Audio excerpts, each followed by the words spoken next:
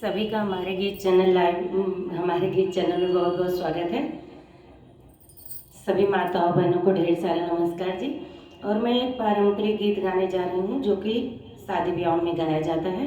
सुहाग का गीत है, दूल्हा दुल्हन की बातचीत है। सुहाग का गीत।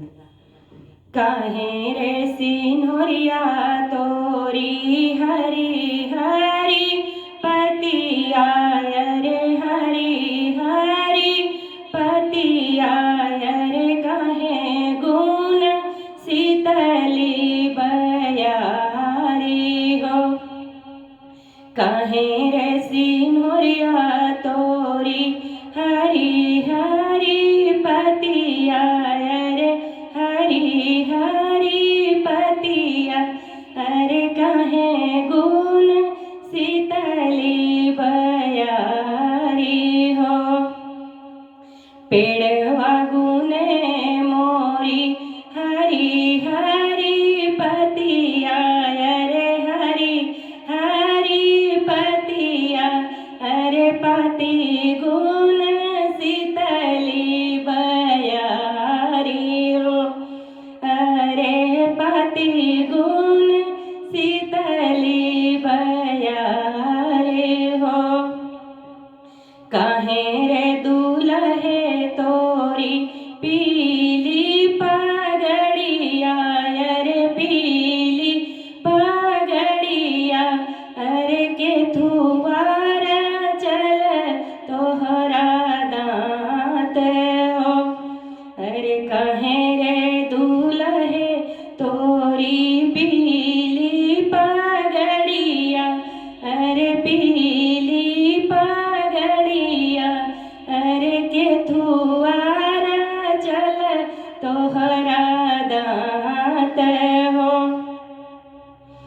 हरे दिगुने मोरी पीली पगड़िया अरे पीली पगड़िया अरे पनवारा चल मोर दांत हो। दुल्हन पनवारा चल मोर दांत हो। हरे दिगुने मोरी पीली पगड़िया अरे पीली पगड़िया अरे पनवारा चल मोर दांत हो। काहे रे दुल्हन तोहरी चटकी चुनरिया अरे चटकी चुनरिया अरे के थुआ भरल सिर मांग हो। दुल्हन के थुआ भरल सिर मांग हो। कुसुमी गुने मोरी चटकी चुनरिया अरे लाली चुनरिया अरे सिंदूरा भरल मोर मांग हो। दुल्हे सिंदूरा भरल मोर मांग हो।